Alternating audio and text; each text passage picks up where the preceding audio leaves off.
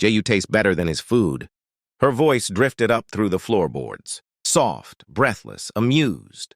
I stood over a simmering pot of rosemary lamb, wooden spoon in hand, steam rising into my face. For a moment, I thought I imagined it. The house was old. Sound traveled strangely through the vents. Then a man laughed. Low, familiar. The wine cellar door had closed 43 minutes earlier. I knew because I had checked the time when she said she was going down. To rearrange the Bordeaux, my knuckles tightened around the spoon. Another whisper. A muffled sound against stone walls. "You're reckless," she murmured. "You're worth it." I lowered the flame, walked to the vent near the pantry, and listened. There are moments when the world fractures quietly. No explosion, no shouting. Just a subtle shift in gravity. The lamb kept cooking. The timer kept ticking. And my marriage ended between a rack of vintage Merlot and imported oak barrels. I didn't go downstairs. Not yet. The first time she mentioned the cellar renovations, I thought she wanted a project. The second time, I noticed she started wearing perfume in the evenings. By the third month, the wine inventory didn't change, but the padlock did. 47 visits. I counted them later. She thought I was distracted upstairs, cooking, hosting, playing the generous husband who loved feeding guests and family. I had built that cellar myself. Imported stone, climate-controlled racks, a private sanctuary. I never imagined it would become theirs. The man was someone I knew. That was the detail that hollowed me out. A business acquaintance, casual dinners, shared laughs across my table. He complimented my cooking. He shook my hand. He knew where the cellar key was kept. The night I heard her say it, "You taste better than his food." Something cold and precise formed inside me. Not rage, not grief, a calculation. I didn't confront her when she came upstairs, flushed and radiant, asking if the lamb was ready. I kissed her cheek. It tasted like betrayal and imported cologne. "I'll set the table," she said. "Of course you will," I thought. Of course. I installed the first camera 3 days later, a pinhole lens hidden inside a smoke detector above the wine racks, then another behind the temperature gauge, then one in the hallway leading down. 20 cameras in total, silent witnesses. For 18 months, I documented everything. Dates, times, duration, 47 meetings, 71 hours. Countless kisses against the very barrels I had polished by hand. Upstairs, I cooked elaborate meals, duck à l'orange, handmade pasta, braised short ribs. They laughed downstairs while I plated appetizers. I mastered stillness.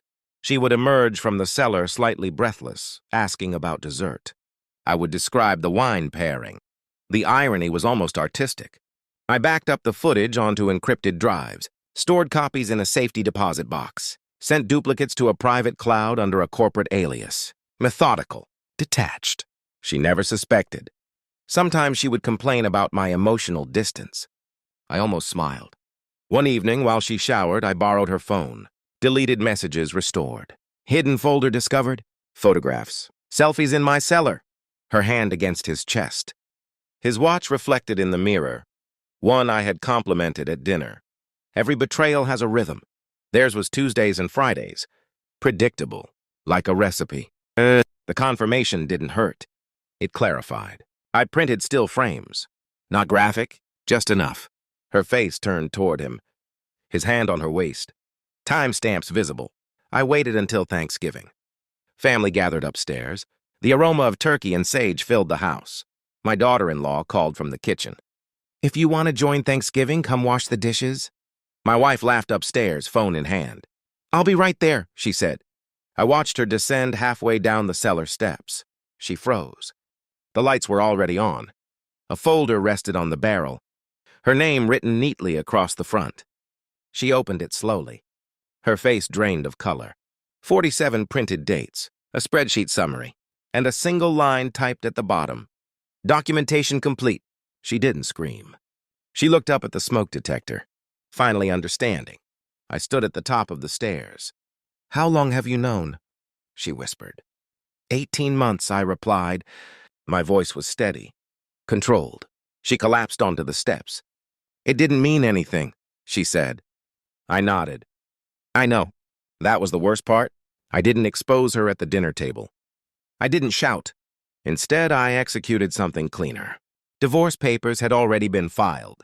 Financial accounts separated quietly weeks before. The villa in Switzerland, purchased in my name only, was finalized that morning. She didn't know about it yet. When she saw the property listing photos, saved on my tablet, snow-covered mountains, glass walls, private vineyard, her phone began to ring. 71 missed calls. From him. From her sister. From our attorney. She stared at the screen. "You're leaving?" she asked. "I already left," I said. The footage had been shared with one person only. Him, with a short message. "Enjoy her." His wife received it 12 minutes later. The affair didn't survive exposure. Neither did their secrecy. My wife looked smaller somehow, shrunk by truth. "You're destroying everything," she whispered. "No," I said calmly. "You did. I just documented it. There was no fury in me, just precision." I handed her a copy of the divorce agreement. "No alimony. The house transfers upon sale. The cellar remains mine." She flinched at that. Of course she did.